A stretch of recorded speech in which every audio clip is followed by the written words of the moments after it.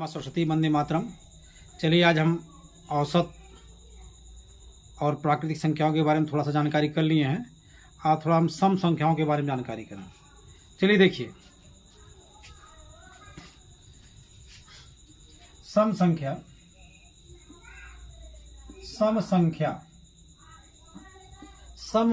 सम माने क्या होता है? बराबर। सम माने बराबर। सम मतलब बराबर। सम माने बराबर, यानी जो बराबर होते कि कई जाला सम, ये हमारे सम बाटे यानी बराबर बाटे। समकक्ष बाटे हमारी, समकक्ष यानी हमारे बराबर ही बाटे। तो सब माने कहा जाला बराबर। अब बराबर के मैथ में कैसे लिखा जाला? बराबर का ये दुई चिन्ह है, बराबर का ये दुई चिन्ह, दो चिन्ह बराबर का। यानी सम संख्या किससे स्टार्ट होती है? दो से। किससे? दो से। सम संख्या दो से स्टार्ट होती है, यानी बराबर है ना, तो दो से स्टार्टिंग। एक रहता है, एक लिखती है, लेकिन बराबर बदल सम यानी दो, यानी सम संख्या दो से स्टार्टिंग होती है, दो से शुरू होती है। यानी सम संख्या का परिभाषा ही है कि जो संख्या दो से विभाजित हो जाए, जो संख्या दो से विभाजित हो जाए वो सभी सम संख्याएं हैं। तो सबसे छोटी सम संख्या दो होती है। सबसे छोटी सम संख्या दो होती है एक अंक में। और एक अंक में सबसे बड़ी सम संख्या क्या होती है? एक अंक में सबसे बड़ी सम संख्या क्या होती है? 8। क्या है कि 2, 4, 6, 8। एक अंक में सबसे बड़ी सम संख्या क्या हो गई? 8। क्या हो गई बात? 10 आता है, 2 जने आता है। तो इस तरह का भी प्रश्न पूछ सकता है कि एक अंक की सब छोटी सम संख्या बताएं, कंफ्यूज करने के लिए। कभी कभी क्या होता है, एग्जामिनर जो है पेपर बनाने वाला को कंफ्यूज करता है। कंफ्यूज किस तरह करता है? कहीं ऐसे आएगा प्रश्न, आप जानते हैं ना, सबसे छोटी प्राकृतिक संख्या, सबसे एक अंक की सबसे छोटी प्राकृतिक संख्या। जब आप प्राकृतिक संख्याओं के नेचुरल नंबर के बारे में जानेंगे तभी ना आप जान पाएंगे। और यहां फिर दे देगा एक अंक की सबसे छोटी सम संख्या। अब नेचुरल नंबर इवन नंबर हो गया, समझ रहे हैं, सम को इवन नंबर कहा जाता है। तो अब एक अंक की सबसे छोटी प्राकृतिक संख्या तो आप जानेंगे तो जाने लेंगे, तो हाँ, एक अंक की सबसे छोटी प्राकृतिक संख्या 1 है और एक अंक की सबसे छोटी संख्या सम संख्या 2 है। क्योंकि यहाँ सम आ गया, बराबर आ गया, यहाँ प्राकृतिक संख्या है कि एक अंक की सबसे छोटी प्राकृतिक संख्या 1, क्योंकि प्राकृतिक संख्या 1 से स्टार्ट होती है और सम संख्या 2 से स्टार्ट होती है। फिर यहाँ लिख सकता है कि दो अंक की सबसे बड़ी सम संख्या बताइए, या एक अंक की सबसे बड़ी सम संख्या बताइए। तो एक अंक की बड़ी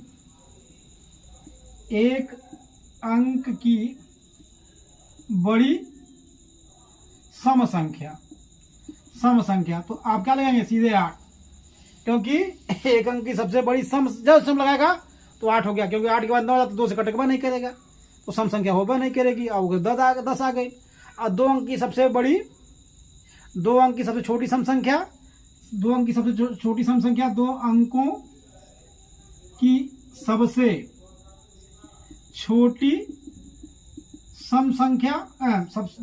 की सबसे छोटी सम संख्या तो हो जाएगा आपका 10। और दो अंकों की सबसे बड़ी सम संख्या तो क्या हो जाएगा कि 99 रही, तो 99 2 से कटवा नहीं करी, तो कही एक कम कही दा, यानी जगह अंत में 2, 8, 6, 8 है, 2, 4, 6, 8 है, यानी कही दा 98। दो अंकों की सबसे बड़ी सम संख्या 98, 3 अंकों की सबसे बड़ी संख्या। अब 8 8 लगाओ, चल जाओ, कौन दिक्कत नहीं बा। 9 9 लिखा, 9 9 98। 4 अंकों की सबसे बड़ी सम संख्या 9 9 9 8। 5 अंकों की सबसे बड़ी सम संख्या 9 9 9 9 8। अंतिम में 8 रख दिया। और प्राकृतिक संख्या पूछी तो 9 9 9 कुल 9 हुई। ठीक है ना? अब आपके समझ में आ गया, कोई दिक्कत नहीं है। चलिए, समझाने की दृष्टि से आ सकता है क्वेश्चन में, क्योंकि एग्जामिनर जो प्रश्नों का जो मॉडल आ रहा है ना, बड़ा कंफ्यूजन वाला आ रहा है। तो आपको हर एक चीज पे बारीक से ध्यान करना पड़ेगा। ठीक है ना? चलिए अब आते हैं, अब आते हैं इसके जोड़ पे, फिर इसके आएंगे हम औसत पे। औसत पे आएंगे, उसके बाद फिर परिचर्चा आगे चलेगी। चलिए, अब आता है सम संख्याओं का। प्रथम 10 सम संख्याओं का योग। प्राकृतिक संख्याओं के बारे में पढ़ा चुके हैं हम। प्रथम 10 सम संख्याओं का योग। अब प्रथम 10 पहला इबारती में लिख देगा ऐसे कि प्रथम 10 सम संख्याओं का योग। तो पहला है, अब जब सम संख्या जाएंगे तभी है, तो प्रथम 10 सम संख्या, या इस प्रश्न को इस तरह भी लिख सकता है 2 4 6 8 10 12 14 16 18 20। देखा कैसे बांटे हैं। अब गिनिए, इस तरह भी दे सकता है, या 2 6 4 8 10 12 14 16 18 20 को जोड़िए या योग बताइए। तो कैसे नहीं बांटे हैं, 1 2 3 4 5 6 7 8 9 10। ठीक ना। या ध्यान से देखिएगा, या इस तरह दे सकता है 2 से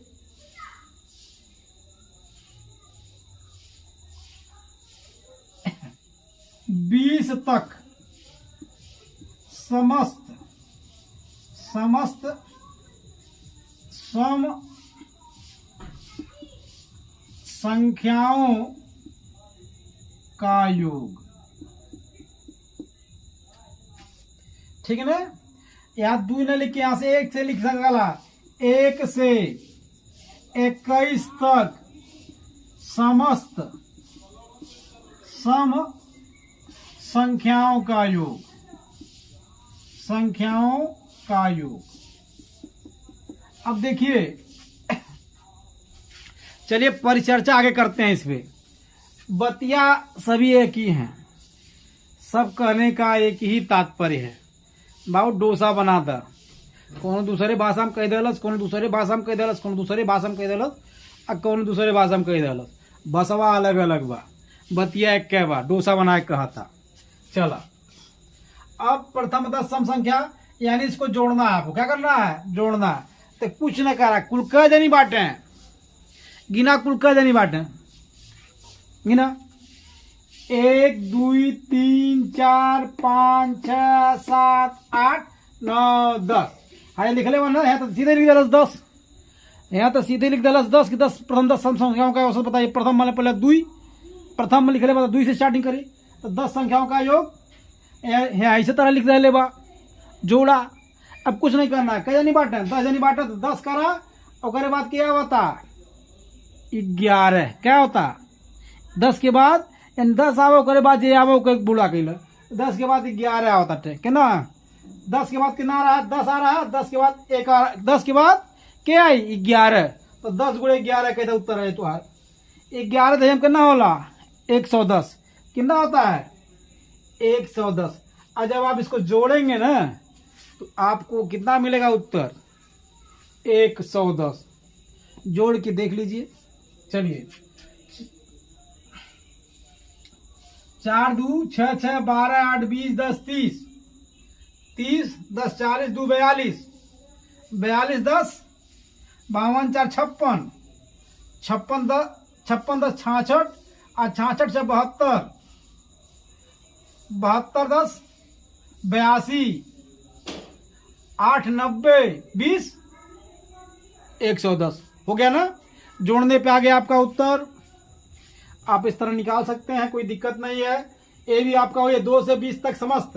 अंतिम में कितना दिया है 20, अंतिम में कितना दिया है 20, तो बटे 2 कर लीजिएगा, निकल आ जाएगा आपका आधा, और गुणा कर दीजिएगा। चलिए आगे देखते हैं। सभी संख्याएं एक ही हैं और इस तरह आप हल करेंगे।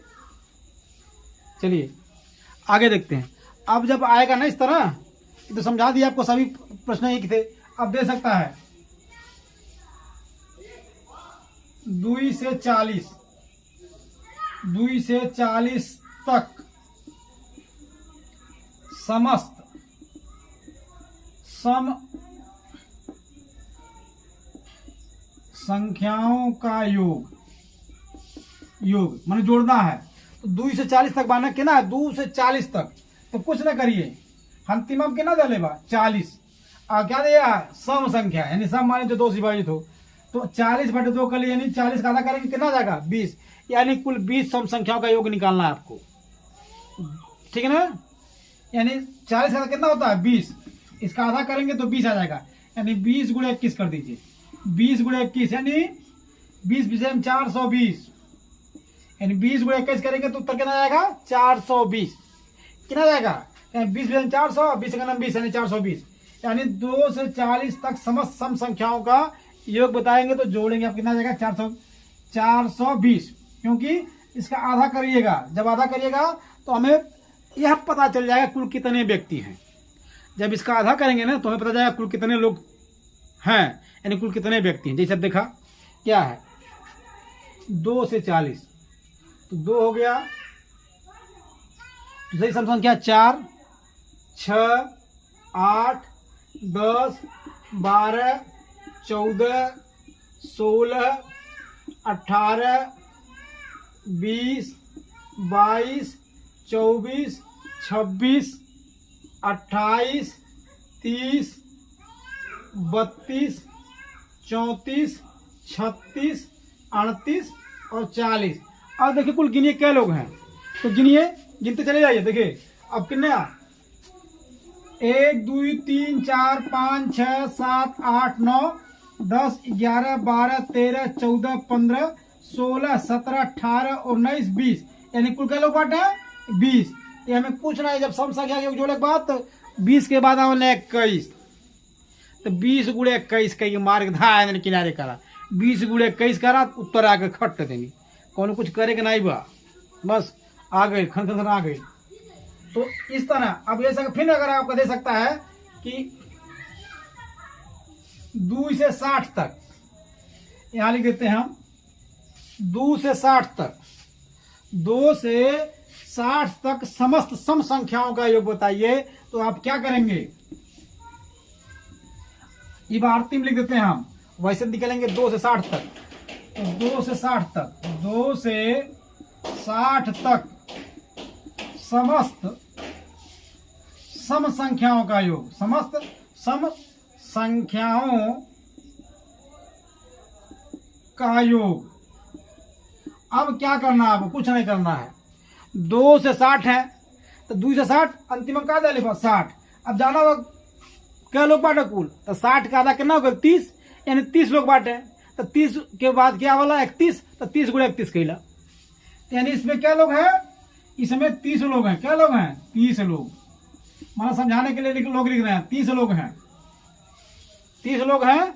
अब 30 के बाद क्या वाला 31 यानी 30 × 31 कहला उत्तर आ जाए 30 × 31 कितना हो गए 30 931 कितना हो गया 930 अब गुणा आप करेंगे आप तो 930 आएगा यानी इसका योग कितना हो गया 2 से 60 तक समस्त सम संख्याओं का योग यानी 2 से 60 तक जितना अभी है 2 से 60 तक यानी अंतिम सम संख्या 60 होगी यानी 2 से 60 तक कितने लोग हैं जोड़ दीजिए उत्तर आएगा 930।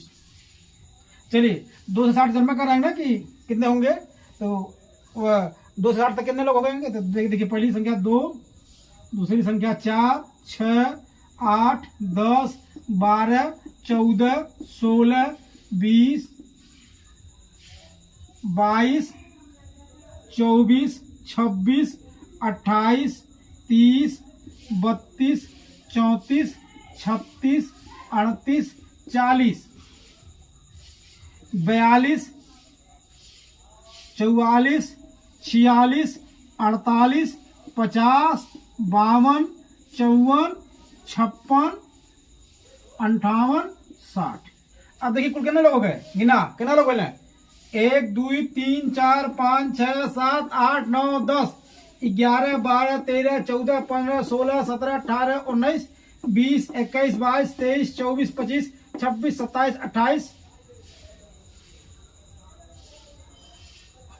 29 एक कोई छूट रहा है 1 2 3 4 5 6 7 8 9 18, देखिए 18 छूट गया, 16 के बाद 18 आता है, एक छूट गया 18, यानी कुल कितने हो गए 1 2 3 4 5 6 7 8 9 10 11 12 13, 1 2 1 2 3 4 5 6 7 8 9 10 11 12 13 14 15 16 17 18 19 20 21 22 23 24 25 26 27 28 29 30, ठीक है ना। इस तरह आप निकाल लेंगे, कोई दिक्कत नहीं है। चलिए अगली कक्षाओं में जो है हम सम और विषम, अब विषम के बारे में पढ़ाएंगे और औसत निकालना आपको सिखाएंगे। चलिए इसके बारे में थोड़ा सा और बता देते हैं।